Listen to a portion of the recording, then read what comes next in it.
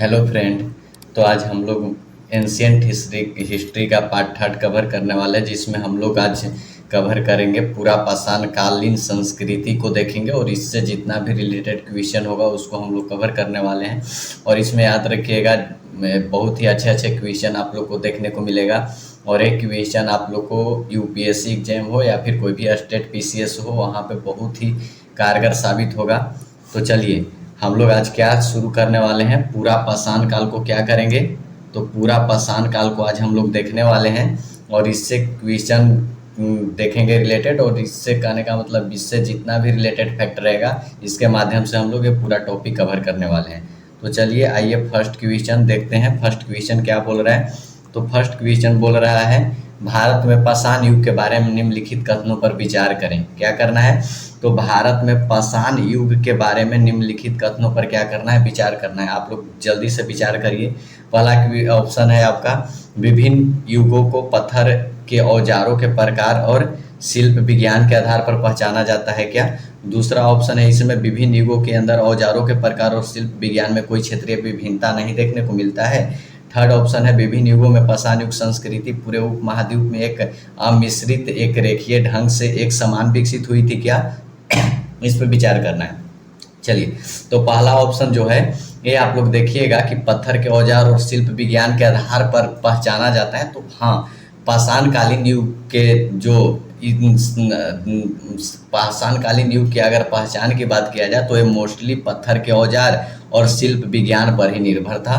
तो पहला तो ये बिल्कुल आपका ऑप्शन सही देखने को मिलेगा। सेकंड ऑप्शन क्या बोल रहा है, विभिन्न युगों के अंदर औजारों के प्रकार और शिल्प विज्ञान में कोई क्षेत्रीय विभिन्नता नहीं थी क्या। तो ये विभिन्नता बहुत ही देखने को मिलती है। तो ये आप लोग को गलत है, ये आपको लोग को क्या हो गया, गलत हो गया। और ये अमिश्रित एक रेखीय ढंग से एक समान विकसित हुई थी क्या, पाषाण युगीन संस्कृति।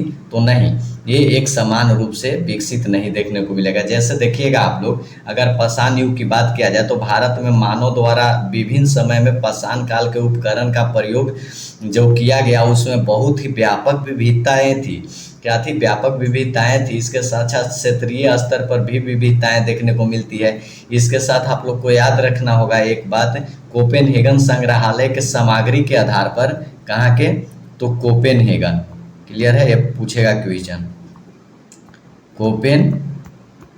कोपेनहेगन के संग्रहालय के सामग्री के आधार पर एक इतिहासकार हैं जिनका नाम है थॉमसन, क्लियर है। और ये थॉमसन क्या करते हैं, तो कोपेनहेगन में इनको कुछ सामग्री वगैरह मिलता है और उसके आधार पर एक कोपेनहेगन पाषाण कालीन संस्कृति को, प्रागैतिहासिक कालीन संस्कृति को 3 भागों में बांटते हैं। और 3 भाग में कौन कौन सा भाग है वो आप लोग को याद रखना है। एक है आपको पाषाण, क्या है, जल्दी बताइए। तो एक आपको है पाषाण देखने को मिलेगा, और दूसरा जो इनके द्वारा बांटा गया था वो कांस्य में बांट दिया गया था, और तीसरा जो सेक्टर बांटा गया था वो लौह युगीन के रूप में बांटा गया था, क्लियर है, लौह युगीन के। तो एक कोपेनहेगन थॉमसन के द्वारा कोपेनहेगन के सामग्री के आधार पर एक प्रागैतिहासिक को 3 खंडों में यानी पाषाण, कांस्य और लौह युग में विभाजित किए थे।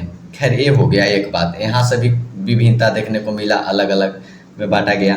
इसके बाद देखिएगा, निम्न पूरा पाषाण काल में जब आइएगा तो उत्तर भारत में मोस्टली सोहन संस्कृति और बेलन संस्कृति आपको लोग को देखने को मिलेगा। और यहाँ से कई स्थलों में देखिएगा कि पेबुल हो गया या फिर बोल्डर कांग्लोमेरिट हो गया या फिर चापर जैसी जो कोर उपकरण था उसका प्रयोग किया जाने लगा था। पतले पतले उपकरण का प्रयोग किया जाने लगा था, कोर उपकरण का। उसके बाद जैसे ही आप आइएगा दक्षिण भारत में, तो दक्षिण भारत में अगर क्षेत्रीय स्तर पर देखिएगा तो यहाँ हैंडेक्स परंपरा देखने को मिलता है। हैंडेक्स कुल्हाड़ी वगैरह का साक्ष्य भी आप लोग को देखने को मिलेगा। कहाँ से, तो आपको मद्रास वाला रीजन से देखने को मिल जाएगा। तो यहाँ भी देखने को मिलता है हैंडेक्स परंपरा दक्षिण भारत में मोस्टली। इसी तरह से आप मध्य पूर्व पाषाण काल को देखिएगा तो मध्य पूर्व पाषाण काल में फलकों की अधिकता के कारण इस काल को फलक संस्कृति की संज्ञा दी गई थी। और वही अगर उच्च पूरा पाषाण काल में आइएगा तो मुख्य पाषाण काल में इस समय जो उपकरण था वो ब्लेड की तरह उपकरण यूज होने लगा था। तो हम कह सकते हैं कि विभिन्न स्तरों पर इसमें क्या था, तो विभिन्न युगों के अंदर औजार और प्रकार या शिल्प विज्ञान में भी क्या देखने को मिलता है, तो विभिन्नताएं देखने को मिलता है। तो आप लोग को ये सेकेंड और थर्ड दोनों ऑप्शन क्या हो जाता है, यहाँ पे गलत हो जाता है और आपका आंसर होगा सिर्फ और सिर्फ एक। क्लियर है, सिर्फ और सिर्फ एक। ठीक है, चलिए आगे आइए। सेकंड क्वेश्चन है आपका, निम्नलिखित में से किसे फलक संस्कृति कहा जाता है। हम अभी बताए हैं आप लोग को कि फलक संस्कृति के नाम से जाना जाता है मध्य पूरा पाषाण कालीन संस्कृति को, क्योंकि अगर पूरा पाषाण कालीन संस्कृति को देखिएगा आप लोग, ठीक है, तो पूरा पाषाण कालीन संस्कृति को देखिएगा तो इसको भी 3 कालखंडों में आप लोग बांट करके पढ़े होंगे। एक आप लोग पढ़े होंगे उच्च पूरा पाषाण काल, एक पढ़े होंगे आप लोग मध्य पूरा पाषाण काल, और एक पढ़े होंगे आप लोग निम्न पूरा पाषाण काल। क्लियर है, निम्न पूरा पाषाण काल। तो ये मध्य पूरा पाषाण काल जो है, इसी के संस्कृति को हम लोग फलक संस्कृति के नाम से जानते हैं। तो इसका क्या हो जाएगा आंसर, तो इसका हो जाएगा आपका मध्य पूरा पाषाण काल कालीन संस्कृति हो जाएगा, क्योंकि मध्य पूरा पाषाण कालीन संस्कृति में ही देखिएगा कि फलकों की अधिकता होती है और फलकों की अधिकता के वजह से इस संस्कृति को हम लोग फलक संस्कृति का नामकरण कर देते हैं। तो यहाँ पे हो जाएगा आपका क्या, मध्य पूरा पाषाण कालीन संस्कृति। चलिए नेक्स्ट क्वेश्चन है आपका, कोपेनहेगन संग्रहालय की सामग्री से पाषाण कालीन या फिर कांस्य या फिर लौह युग का त्रिस्तरीय विभाजन किनके द्वारा किया गया था। तो अभी हम बताएं कि एक इतिहासकार थे जिनका नाम था थॉमसन, और थॉमसन के द्वारा कोपेनहेगन जो आपको संग्रहालय देखने को मिलेगा डेनमार्क में, और वहाँ से इनको कुछ ऐसी ऐसी सामग्रियाँ प्राप्त हुआ था। उस तर्ज पे इसको 3 भाग में बांट दिए थे, जिसमें एक था आपको पाषाण, दूसरा कांस्य और तीसरा था लौह। तो ये किनके द्वारा विभाजन किया गया था, तो ये आपका आंसर हो जाएगा थॉमसन के द्वारा। क्लियर है, AUPPCS GS 2010 का पूछा हुआ क्वेश्चन है, तो क्या हो जाएगा आंसर, थॉमसन हो जाएगा। चलिए नेक्स्ट क्वेश्चन आपका है, निम्न पूरा पाषाण काल के मानव के बारे में निम्नलिखित में से कौन सा कथन सही है। निम्न पूरा पाषाण काल के संदर्भ में आप लोग को विचार करना है। क्या पॉलिश दाल कुल्हाड़ियाँ का प्रयोग किया जाता था, क्या इस समय तक कोर उपकरण का प्रयोग किया जाने लगा था, क्या ये पशुपालक था, क्या लघु पाषाण कालीन उपकरण का प्रयोग किया जाता था। चलिए बताइए जल्दी से। तो अभी हम बताए थे कि निम्न जब पूरा पाषाण काल में आइएगा तो उत्तर भारत में मोस्टली सोहन घाटी और बेलन घाटी के स्थल में पेबुल, बोल्डर, कांग्लोमेरिट और चापर जैसे उपकरण का प्रयोग देखने को मिला था निम्न पूरा पाषाण काल में। ठीक है, और ये जो कोर उपकरण था, ये पतले पतले उपकरण का यूज होने लगा था इस समय। तो इसका आंसर क्या हो जाएगा आपका, तो इसका आंसर हो जाएगा आपका कोर उपकरण का प्रयोग करने लगा था। तो ये हो जाएगा कोर उपकरण। बाकी तो पशुपालक आप लोग देखिएगा तो निम्न पाषाण कालीन संस्कृति आइएगा, उस समय पशुपालक बना था। खैर ये हो गया आपका आंसर क्या, तो कोर उपकरण का प्रयोग होने लगा था निम्न पूरा पाषाण काल में। तो इस समय कोर उपकरण याद रखिएगा। क्लियर है, चलिए हम लोग आगे आ जाते हैं और आगे हम लोग नेक्स्ट क्वेश्चन देखते हैं। और नेक्स्ट क्वेश्चन आपका है, सही कालानुक्रम में इसको व्यवस्थित करना है, और ये बहुत अच्छा क्वेश्चन है। क्लियर है, इसको सही कालानुक्रम में क्या करना है, तो व्यवस्थित करना है। आपको 4 एरिया दिया गया है और ये जमाव है। क्या है, ये चारों जमाव है। एक पटपरा जमाव है, खेतौनी जमाव है, एक बाघौर जमाव है और एक सिहावल जमाव है। खैर सिहावल से तो बहुत क्वेश्चन पूछता है। क्लियर है, सिहावल जमाव है। अब इसको कालक्रम में आपको सजाना है, खोज के आधार पर किसको पहले उसके बाद किसको खोज किया गया था, वैसे आप लोग को इसको सजाना है। तो इसमें जैसे देखिएगा आप लोग कि सोन नदी घाटी में सबसे पहले आप लोग आइएगा, तो सोन नदी घाटी में समय है 1763 का। कब, तो सोन नदी घाटी। क्लियर है, सोन नदी घाटी, और समय है कब का, तो समय है आपका 1963 का। अब ये 1963 का जो समय है जनरली क्यों वे प्रचलित है, तो इस समय देखिएगा निसार अहमद, क्या नाम है, व्यक्ति का नाम याद रखिएगा, निसार अहमद। क्लियर है, और निसार अहमद जी के द्वारा 35 पूरा स्थल जैसे उपकरणों की खोज किया गया था। कितना, तो इनके द्वारा 35 पूरा स्थल उपकरणों का क्या किया गया था, खोज किया गया था। किनके द्वारा, निसार अहमद जी के द्वारा। किस नदी घाटी में? तो सोन नदी घाटी में। कब? तो 1963 ईस्वी में। इसके पश्चात आप देखिएगा तो एक और व्यक्ति हैं, उनका नाम है गोवर्धन राय शर्मा। क्या नाम है? तो इसके बाद आइएगा तो गोवर्धन राय शर्मा, गोवर्धन राय शर्मा। और ये गोवर्धन राय शर्मा के ऊपर चलित हैं। तो इनके द्वारा क्या किया गया था? तो गोवर्धन राय शर्मा ने 1975 से लेकर के 1977 के बीच। कब? तो 1975 से लेकर के 1977 के बीच वाले जो रीजन देखिएगा, इस समय इनके द्वारा लगभग इंडीसी के मध्य एक विश्वविद्यालय है, और विश्वविद्यालय का नाम है बर्कले यूनिवर्सिटी। कौन सा यूनिवर्सिटी है? बर्कले यूनिवर्सिटी है। और बर्कले यूनिवर्सिटी के जेडी क्लार्क के साथ मिल करके, एक और व्यक्ति का नाम याद रखना है इनके साथ, नाम क्या है? JD Clark. क्लियर है? JD Clark. और ये जेडी क्लार्क के साथ मिल करके और इसका विस्तृत सर्वेक्षण करते हैं, और इनके द्वारा लगभग सर्वेक्षण के दौरान ही गोवर्धन राय शर्मा और जेडी क्लार्क के द्वारा लगभग 300 से अधिक पुरा स्थलों की खोज कर दिया जाता है। कितना? तो तकरीबन 300 से अधिक पुरा स्थलों की खोज किया जाता है। और इसी के बाद, इसके जस्ट बाद, जेडी क्लार्क के जस्ट बाद आइएगा तो इसके बाद वाले रीजन में देखिएगा मार्टिन विलियमसन। नाम याद रखना है क्या? Martin Williamson. ठीक है? और ये मार्टिन विलियमसन हो गए, और इनके साथ एक और व्यक्ति है, उनका नाम है कीथ रॉयस। क्या नाम है? तो कीथ रॉयस। और ये मार्टिन विलियमसन और कीथ रॉयस दोनों मिल करके और कई जमाव का उजागर करते हैं इसी समय, और उसी जमाव में आप लोग को कुछ जमाव को क्रमवाइज याद रखना है, जो आपको यहाँ पे क्वेश्चन बना है। क्लियर है? और ये यूपीपीसीएस मेंस का पूछा हुआ क्वेश्चन है, आप उठा करके वहाँ पे देखिएगा। और इसी जमाव का खोज किसके द्वारा किया गया था? तो मार्टिन विलियमसन और कीथ रॉयस जी के द्वारा। और जिसमें हम कुछ कलमानुसार बताएंगे जमाव, जिसमें सबसे पहला जो जमाव खोजा गया था इनके द्वारा, वो खोजा गया था, आप लोग को याद रखना है कौन? तो सिहावल जमाव था। कौन सा जमाव था? जल्दी बता दीजिए। तो इसी में पहला जो जमाव था वो था आपका सिहावल जमाव। क्लियर है?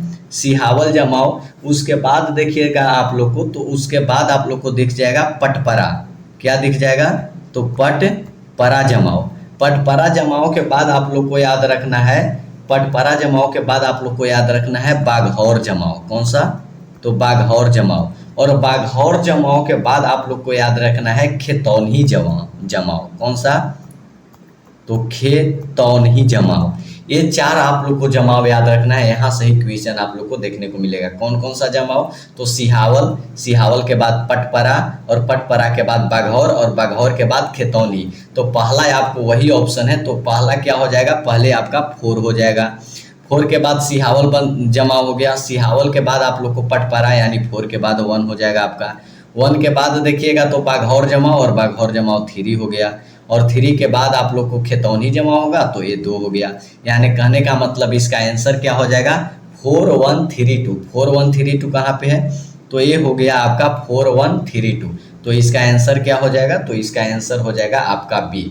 और ये सब जितना जमाव खोजा गया था, ये स्थल निम्न पूर्व पाषाणकालीन संस्कृति का है। कौन सी संस्कृति का है? तो ये भी याद रखिएगा, ये जो है निम्न क्या याद रखना है? निम्न पूर्व पाषाण काल। क्या याद रखना है? निम्न पूर्व पाषाण काल। क्लियर है? तो ये निम्न पूर्व पाषाण काल की क्या है? ये एरिया है, आप लोग को ये याद रखना है। चलिए, ये हो गया आपका क्वेश्चन यहाँ से 5वां नंबर, और ये आपको हम पूरा एक्सप्लेन कर दिए। इससे अब कोई भी क्वेश्चन बनेगा आप लोग कर लीजिएगा। क्या? तो सोन नदी घाटी में 1963 ईस्वी में सर्वप्रथम निसार अहमद के द्वारा 35 पुरा स्थल की खोज किया जाता है। इसके बाद आते हैं गोवर्धन राय शर्मा और जेडी क्लार्क, और इनके द्वारा जेडी क्लार्क जो थे ये बर्कले यूनिवर्सिटी के प्रोफेसर थे, और इनके द्वारा मिल करके जेडी क्लार्क और गोवर्धन राय शर्मा दोनों मिल करके और देखिएगा कि लगभग लगभग 300 से अधिक पुरास्थलों की खोज कर दिया जाता है। और इसी के उपरांत बाद में आपको देखने को मिलेंगे मार्टिन मार्टिन विलियमसन और कीथ रॉयस, और इनके द्वारा कई जमाव को उजागर किया जाता है। और उसी जमाव में आप लोग को क्रम वाइज हम बताएं, सिहावल के बाद पटपरा, पटपरा के बाद बघौर, बघौर के बाद खेतौनी, और ये जो है निम्न पूर्व पाषाण कालीन संस्कृति का क्या है, उसी समय इसका उजागर या खोज किया गया था। तो ये आप लोग को याद रखना है। क्लियर है बात? चलिए अब नेक्स्ट क्वेश्चन आपको बोल रहा है सिहावल एक पूरा स्थल है, और ये भी पूछा हुआ क्वेश्चन है, क्या निम्न पूर्व पाषाण कालीन संस्कृति है? हम अभी बताएं, यहाँ पे लिखा हुआ भी है निम्न पूर्व पाषाण कालीन संस्कृति। तो इसका आंसर तो जनरली ये हो गया। ये इजी क्वेश्चन अभी हम जस्ट करवाए हैं, तो आप लोग को इसका आंसर क्या हो जाएगा, निम्न पूर्व पाषाण काल हो जाएगा। निम्न पूर्व पाषाण काल सिहावल एक पूरा स्थल है जो जमाव के रूप में मार्टिन विलियमसन और कीथ रॉयस जी के द्वारा खोजा गया था। क्लियर है बात? चलिए आगे आ जाइए नेक्स्ट क्वेश्चन। और नेक्स्ट क्वेश्चन हम लोग 7 नंबर पे आते हैं, और ये 7 नंबर आपका क्या बोल रहा है क्वेश्चन, तो ये बोल रहा है आपको कि भारत में प्रागैतिहासिक मानव का प्राचीनतम जीवाश्म निम्नलिखित में से किस स्थान से मिला है? प्राचीनतम जीवाश्म के बारे में आप लोग को चर्चा करना है, कहाँ से देखने को मिला है, कहाँ से इसका साक्ष्य मिला है। पहला ऑप्शन है भीमबेटका क्या, दूसरा है हथनौरा, तीसरा है सराय नहर, और चौथा है आपका दमदमा। क्लियर है? चलिए बताइए जल्दी से। तो इसका आप लोग का आंसर हो जाएगा हथनौरा। क्या हो जाएगा? हथनौरा से मिला है। अब ये हथनौरा पड़ता कहाँ है? तो हथनौरा देखिएगा आप लोग, हथनौरा आप लोग देखिएगा कि ये आपको मध्य प्रदेश वाले रीजन में देखने को मिलेगा। ठीक है, जैसे देखिए क्या था यहाँ, भारतीय पुरातात्विक सर्वेक्षण के अकॉर्डिंग खोज के दौरान ही एक व्यक्ति हैं जिनका नाम है, आप लोग को याद रखना है, अरुण सोनकिया। नाम क्या है? अरुण सोनकिया। ठीक है, और ये अरुण सोनकिया जो हैं, इनके द्वारा क्या किया गया था, तो ये अरुण सोनकिया जो थे, इनके द्वारा ही मध्य नर्मदा वाला रीजन, कौन सा रीजन? मध्य नर्मदा। मध्य नर्मदा कहने का मतलब आप लोग नर्मदा नदी घाटी चले जाइए, तो मध्य नर्मदा वाला रीजन देखिएगा। उसी मध्य नर्मदा घाटी वाला रीजन में होशंगाबाद जिला आप लोग को एक देखने को मिलेगा। कौन सा जिला है? होशंगाबाद है,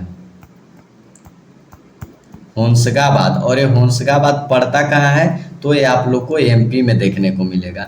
और ये होशंगाबाद जिला में ही देखिएगा, होशंगाबाद जिला में ही स्थित देखने को मिलेगा, मध्य प्रदेश में ही स्थित देखने को मिलेगा हथनौरा नामक पूरा स्थल। एक रीजन है हथनौरा नामक, और इसी हथनौरा से आप लोग को याद रखना है, इसी हथनौरा से आप लोग को याद रखना है कि इसी हथनौरा से आप लोग को वहाँ पे एक खोपड़ी जीवाश्म मिला था। मानव की खोपड़ी का क्या मिला था? साक्ष्य मिला था।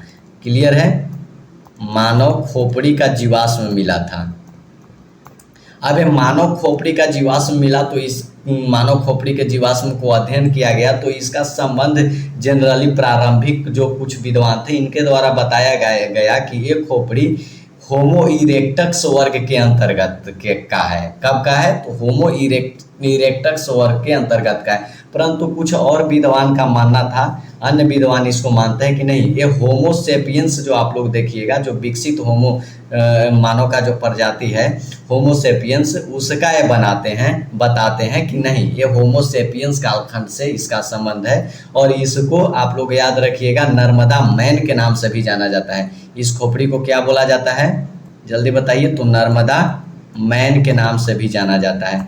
तो ये था इसका क्राइटेरिया। तो अरुण सोनकिया के द्वारा मध्य नर्मदा के वाले रीजन में नदी घाटी में होशंगाबाद जिला में जो पड़ता है आपको, वहाँ पे ही स्थित है हथनौरा नामक पूरा स्थल, और वहाँ से ही मानव की एक खोपड़ी का जीवाश्म मिला है। और कुछ विद्वानों का मानना है कि ये होमो इरेक्टस वर्ग के है, परंतु कुछ इसमें और विद्वानों का मानना है कि नहीं, ये मानव जो विकसित हुआ था होमो सेपियंस उसी के वर्ग का है। मानव खोपड़ी, और ये मानव खोपड़ी का साक्ष्य देखने को मिलेगा कहाँ से? हथनौरा से। क्लियर है? हथनौरा दे तो हथनौरा करिएगा, अगर नर्मदा नदी घाटी दे तो आप लोग को नर्मदा नदी घाटी करना है, क्योंकि हथनौरा वाला रीजन आपको नर्मदा नदी घाटी में देखने को मिल जाएगा। तो नर्मदा नदी घाटी या हथनौरा से आप लोग को याद रखना है प्राचीनतम जीवाश्म में या फिर मानव के प्राचीनतम जीवाश्म के साक्ष्य का पता लगाया गया है, वहां से साक्ष्य मिला है। तो इसका आंसर क्या हो जाएगा? हथनौरा हो जाएगा। क्लियर है बात? चलिए आगे आइए, नेक्स्ट क्वेश्चन हम लोग देखते हैं। और नेक्स्ट क्वेश्चन आप लोग का है, प्रथम मानव जीवाश्म भारत के किस नदी घाटी से प्राप्त हुआ है? बस वही क्वेश्चन है आपका। तो एक का कौन सी नदी घाटी, बस क्वेश्चन का जो मोड था वो बदल दिया है, पूछने का तरीका अलग है, परंतु आंसर इसका क्या हो जाएगा जल्दी बताइए। तो इसका आंसर हो जाएगा आपका नर्मदा नदी घाटी। क्या हो जाएगा इसका? नर्मदा नदी घाटी। अभी हम इसको हम देखे हैं। चलिए नेक्स्ट क्वेश्चन आप लोग को है, और वो क्वेश्चन है इजी क्वेश्चन है, और वो क्वेश्चन है आप लोग का, भारत में प्रथम पूरा पाषाणिक उपकरण की खोज करने वाले रॉबर्ट ब्रूस फुट एक क्या थे? रॉबर्ट ब्रूस फुट क्या थे ये बताना है आप लोग को। तो भारत में प्रथम पूरा पाषाणकालीन उपकरण की खोज का श्रेय इन्हीं को दिया जाता है, रॉबर्ट ब्रूस फुट महोदय को। और ये क्या थे, इनका संबंध किससे से था? क्या ये भूगर्भिक वैज्ञानिक थे, जियोलॉजिस्ट थे, या फिर ये पुरातत्वविद थे, या फिर ये हिस्टोरियन थे, इतिहासकार थे? आप लोग को ये बताना है, जल्दी से बता दीजिए। या फिर ए और सी दोनों थे, बोथ थे? तो आप लोग याद रखिएगा कि ये भूगर्भिक वैज्ञानिक के साथ साथ इतिहासकार भी थे। ठीक है, तो इसका आंसर क्या हो जाएगा? बोथ ए एंड सी हो जाएगा, बोथ ए एंड सी हो जाएगा। थोड़ा सा देख लेते हैं हम इनके बारे में। तो देखिएगा इनके द्वारा सर्वप्रथम रॉबर्ट ब्रूस फुट के द्वारा ही सर्वप्रथम समय है 1863 का। कब का? 1863 का। और 1863 में आप दक्षिण भारत में चले जाइए, हम पहले थोड़ा सा जिक्र किए थे, दक्षिण भारत को मोस्टली हैंड एक्स उपकरण के नाम से जाना जाता है। और इसी में देखिएगा रॉबर्ट ब्रूस फुट के द्वारा 1863 ईस्वी में एक आपको मद्रास में एरिया आपको दिखाई देगा, मद्रास में एक स्थान दिखाई देगा, और उसका नाम है पलवरम। क्या नाम है जल्दी बता दीजिए। तो ये है पलवरम। और ये पलवरम कहाँ पड़ता है? तो ये पड़ता है आप लोग का मद्रास में। और यही पलवरम मद्रास वाले रीजन से ही इनको सर्वप्रथम पूरा पाषाणकालीन उपकरण हैंड एक्स प्राप्त होता है। क्या प्राप्त होता है? तो हैंड एक्स। ठीक है, हैंड एक्स कहने का मतलब, हैंड एक्स बोले तो कुल्हाड़ी। क्या? तो कुल्हाड़ी। तो कुल्हाड़ी का साक्ष्य भी अगर पूछेगा किनके द्वारा खोजा गया था, तो ये किनके द्वारा? तो रॉबर्ट ब्रूस फुट के जी के द्वारा। कहाँ से? तो पलवरम मद्रास वाले रीजन से हैंड एक्स कुल्हाड़ी कब खोजा गया था? तो 1863 में। और इसका संबंध जो था वो किससे था? तो पाषाणकालीन संस्कृति से था। किससे था? तो पाषाणकालीन संस्कृति से था। इसी में रॉबर्ट ब्रूस फुट देखिएगा तो ये तो ब्रिटिश भूगर्भिक वैज्ञानिक पुरातत्वविद थे, इसके साथ साथ क्या थे? तो इतिहासकार भी थे। इन्हें भारत के प्रागैतिहासिक अध्ययन का संस्थापक भी माना जाता है। किनको? रॉबर्ट ब्रूस फुट को। आप लोग ये भी याद रखिएगा, क्या माना जाता है? तो प्रागैतिहासिक अध्ययन का संस्थापक के नाम से भी जाना जाता है। इसके साथ अगर देखिए यहाँ तो इनको संस्थापक बोला गया किसका? प्रागैतिहासिक अध्ययन का, परंतु इसमें कंफ्यूजन नहीं होइएगा। अगर भारतीय पुरातात्विक सर्वेक्षण का पूछा जाएगा संस्थापक या जनक, भारतीय पुरातत्व का अगर जनक पूछा जाएगा तो वहां पे करना है आप लोग को अलेक्जेंडर कनिंघम। क्लियर है? क्या करना है? अलेक्जेंडर कनिंघम, क्योंकि इनके द्वारा ही पुरातात्विक विभाग का स्थापना किया गया था 1800 कब? चलिए, तो ये किया गया था 84 वाला रीजन में देखने को मिलेगा।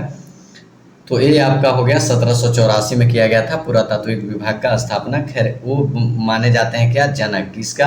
तो वो माने जाते हैं आपका भारतीय पुरातात्विक का जनक। कौन? Alexander Cunningham. क्लियर है? 1784। तो वो वहाँ पे कन्फ्यूजन नहीं आप लोग होइएगा, इसको याद रखिएगा। चलिए, तो ये हो गया है आपका। तो इसका आंसर क्या हो जाएगा? भूवैज्ञानिक और इतिहासकार दोनों हो जाएगा। क्लियर है बात? इसके बाद अब देखिए सर्वप्रथम पूरा पाषाणकालीन उपकरण रोबस ब्रूसफुट को कब मिला था? तो ये कब मिला था? 1863 में मिला था। 1863 कहाँ पे है? तो यहाँ 1863 देखने को मिल जाएगा। तो आंसर इसका क्या हो जाएगा? बी हो जाएगा। आंसर क्या हो जाएगा? बी हो जाएगा। क्लियर है बात। चलिए नेक्स्ट क्वेश्चन आइए। नेक्स्ट क्वेश्चन बोल रहा है निम्नलिखित में से किसे भारत में प्रागैतिहासिक पुरातत्व का जनक बोला जाता है? हम अभी बताएं प्रागैतिहासिक अध्ययन के संस्थापक माना जाता है किनको? रॉबर्स ब्रूस फुट महोदय को। तो प्रागैतिहासिक अगर पुरातात्विक स्रोत का जनक पूछ दिया जाएगा तो यहाँ पे रॉबर्स ब्रूस फुट करना है। तो इसका आंसर क्या हो जाएगा? भारतीय प्रागैतिहासिक पुरातत्व का जनक रॉबर्स फ्रूट। देखिए हम अभी बतलाए हैं, फिर से बतला रहे हैं, आप पे कन्फ्यूजन हो जाइएगा आप लोग। क्या याद रखना है? प्रागैतिहासिक। क्लियर है? प्रागैतिहासिक पुरातत्व का अगर जनक पूछेगा तो यहाँ पे क्या करना है? तो यहाँ पे करना है आपको रॉबर्स ब्रूस फुट। क्लियर है? Robbers Bruce foot. वही आप लोग को अगर भारतीय पुरातत्व का जनक पूछेगा, क्या? तो वही आप लोग को अगर भारतीय पुरातत्व का जनक पूछेगा तो यहाँ पे करना है कनिंघम। क्लियर है? तो यहाँ पे क्या हो जाएगा? Alexander Cunningham. ये 2 पॉइंट आप लोग याद रखिएगा, इसमें कंफ्यूजन नहीं होइएगा। क्लियर है? चलिए ये यूपी पीसीएस में 2008 में आया हुआ क्वेश्चन है। चलिए नेक्स्ट क्वेश्चन है भारतीय पुरातत्व का जनक। आ ही गया। तो भारतीय पुरातत्व का जनक किनको माना जाता है? जल्दी बताइए। तो ये हो जाएगा क्या? Alexander Cunningham. भारतीय पुरातत्व के जनक कौन हो जाएंगे? जल्दी बताइए। तो ये हो जाएंगे अलेक्जेंडर कनिंघम महोदय। क्लियर है? इसके बारे में भी हम बता दिए हैं। तो ये अलेक्जेंडर कनिंघम महोदय हो जाएंगे। चलिए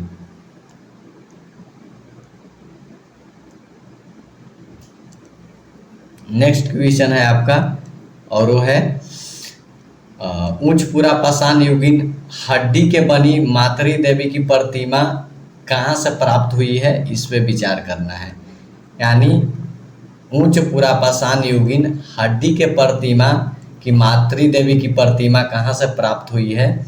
ये आप लोग को क्या करना है? इस पे आप लोग को विचार करना है। तो ये देखिएगा, अगर उच्चपुरा पाषाण युगीन हड्डी की बनी प्रतिमा की अगर बात करिएगा तो ये आप लोग को देखने को मिलेगा कहाँ से? आप लोग बता दीजिए जल्दी। गोदावरी नदी घाटी से, या फिर नर्मदा नदी घाटी से, या फिर सोन नदी घाटी से, या फिर बेलन नदी घाटी से।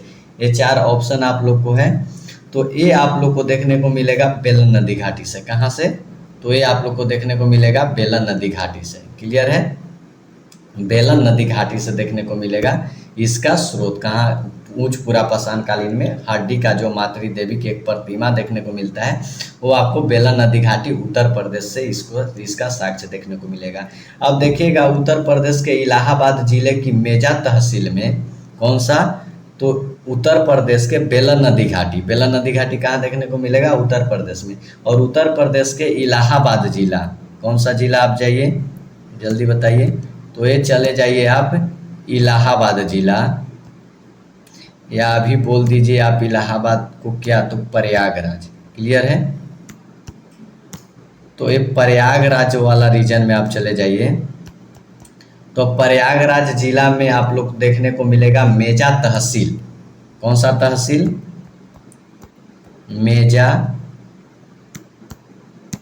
मेजा तहसील। क्लियर है? अब प्रयागराज में मेजा तहसील वाला रीजन जो है, यहाँ मेजा तहसील में ही बेलन घाटी के क्षेत्र में, कौन सा क्षेत्र? तो यहाँ पर ही आप लोग को देखने को मिलेगा बेलन नदी घाटी के क्षेत्र में स्थित एक नाला जो है, और उसका नाम है लोहंदा नामक नाला। कौन सा नाला है? तो लोहंदा। तो ये नाला का नाम है लोहंदा नामक नाला। क्लियर है? और लोहंदा नाले से ही, इसी नाले से ही देखिएगा कि तृतीय ग्रेवाल के अपर्दित जमाव से हड्डी की बनी हुई मातृ देवी की प्रतिमा मिला है। किसके जमाव से? तो तृतीय ग्रेवाल के अपर्दन से जमाव वहां पे देखने को मिलेगा। जमा होकर के कुछ अवशेष देखने को मिला था, और उसी जमाव से हड्डी की मातृ देवी की एक मूर्ति मिला है। यहाँ से ही क्या मिला है? तो हड्डी के बनी मातृ देवी की मूर्ति मिला है। क्लियर है? मातृ देवी की आपको मूर्ति देखने को मिलेगा। तो ये आपका आंसर क्या हो जाएगा? तो आंसर हो जाएगा बेलन नदी घाटी प्रयागराज। याद रखिएगा, यहाँ जमाव से हड्डी की बनी एक मातृ देवी की मूर्ति मिली है और भारत में उच्च पुरापाषाण काल के भूतात्विक स्तर से प्राप्त यह एकमात्र मूर्ति है। और और याद रखिएगा, कतिपय पुराविद इसे हारपून कहते हैं। इसको क्या बोलते हैं? हारपून। क्लियर है? हारपून भी बोला जाता है इसको। कई विद्वान इसको हारपून की संज्ञा दी है। चलिए, ये हो गया आपको आप बेलन नदी घाटी से रिलेटेड जो भी फैक्ट था वो हम लोग यहाँ पे क्लियर कर लिए। तो याद रखिएगा, हड्डी की बनी एक मातृ देवी की प्रतिमा कहाँ से मिला है? तो बेलन नदी घाटी से। बेलन नदी घाटी में कहाँ से? तो प्रयागराज के मेजा तहसील में एक नाला देखने को मिला था जिसका नाम था लोहंदा नाला। और इसी नोहल्दे नाले में कुछ जमाव देखने को मिला था अपरदन से, और दूसरी जमाव में आप लोग ये हड्डी की बनी एक मूर्ति मिला है। क्लियर है? तो ये हो गया है आपका यहाँ पे। नेक्स्ट क्वेश्चन आप लोग का है, वो है निम्नलिखित में से किस जाति की गणना हिमालय की प्रागैतिहासिक जातियों में नहीं किया जाता है? इसके बारे में आप लोग को चर्चा करना है कि किस जाति की गणना हिमालय की प्रागैतिहासिक जातियों में नहीं की जाती है। क्लियर है? इसमें नहीं की जाती है, इसको क्या करना है? जिक्र करना है। तो इसमें देखिएगा कौन कौन सी जाति था, कौन कौन सा नहीं था। तो हम 4 ऑप्शन है यहाँ पे, एक गंधर्व है, यक्ष है, किन्नर है और एक शक है। तो कौन सी जाति जो थी प्रागैतिहासिक जातियों में नहीं किया जाता है गणना हिमालय की प्रागैतिहासिक जातियों में? तो अगर यहाँ पे देखिएगा आप लोग, हिमालय की प्रागैतिहासिक जातियों के बात किया जाए तो आप लोग को यहाँ पे कई जाति देखने को मिलेगा। जैसे आप लोग को ब्रह्म पुराण और वायु पुराण अगर पढ़िएगा तो ब्रह्म पुराण और वायु पुराण के अनुसार कुमायूं क्षेत्र में किरात है। किसके अनुसार? तो ब्रह्म पुराण और वायु पुराण। क्या याद रखना है? वायु पुराण। तो इसके अंतर्गत अगर देखिएगा वायु पुराण के अनुसार देखिएगा तो इसके अंतर्गत देखिएगा तो हिमालय वाला रीजन में आप जाइएगा कुमायूं के क्षेत्र में। कौन सा? कुमायूं के क्षेत्र में अगर जाइएगा तो कुमायूं के क्षेत्र में किरात है। क्या? तो किरात। इसके साथ साथ याद रखना है आप लोग को किन्नर। क्या याद रखना है? किन्नर। इसके साथ आप लोग को याद रखना है यक्ष। क्या याद रखना है? यक्ष। इसके साथ आप लोग को याद रखना है गंधर्व। क्या याद रखना है? गंधर्व। क्लियर है? और इसके साथ आप लोग को याद रखना है विद्याधर। क्या? विद्याधर। और इसके साथ आप लोग को एक और नाम याद रखना है नाग। क्या याद रखना है? तो नाग। क्लियर है? अब ये सब जो थी कुमायूं क्षेत्र में निवास करने वाली क्या थी? जनजातियां थी। किरात, किन्नर, यक्ष, गंधर्व, विद्याधर और नाग। और ये ब्रह्म पुराण और वायु पुराण के अनुसार ये सब निवास करती थी कुमायूं क्षेत्र वाले रीजन में, यानी हिमालय क्षेत्र वाले रीजन में, और जिसका संबंध बताया गया है प्रागैतिहासिक काल से। तो इसमें कौन सी थी? गंधर्व। तो थी गंधर्व। यक्ष ये भी थी, किन्नर थी, ये भी थी। तो नहीं पूछ रहा है तो आप लोग याद रखिएगा शक नहीं हो जाएगा, और यही आपका क्या हो जाएगा? आंसर हो जाएगा। तो इसका आंसर क्या हो जाएगा? शक हो जाएगा। आंसर इसका क्या हो जाएगा? तो इसका आंसर शक हो जाएगा। क्लियर है बात? चलिए, आज का क्वेश्चन यहाँ तक, और हम आज देख लिए पूरा पाषाण कालीन संस्कृति। कल हम लोग देखेंगे, अगला वीडियो में हम लोग कवर करेंगे किसको? तो अगला वीडियो में हम लोग कवर करने वाले हैं मध्य पाषाण काल को, मध्य पाषाण कालीन संस्कृति को। उसके बाद हम लोग नव पाषाण कालीन संस्कृति को देखेंगे, और इसके बाद हम लोग धीरे धीरे पहुँचेंगे किस तरफ? तो हम लोग पहुँचेंगे फिर क्या बोलते हैं, ताम्रपाषाण युगीन संस्कृति देखेंगे। उसके बाद फिर हम लोग उसी से रिलेटेड हड़प्पा सभ्यता को देखते हुए आगे बढ़ेंगे। क्लियर है? Bye bye, good night, take care. आप लोग को वीडियो कैसा लगा? अगर अच्छा लगा होगा तो इसको लाइक, शेयर, सब्सक्राइब करना ना भूलिएगा। Thank you so much. जय हिंद, जय भारत।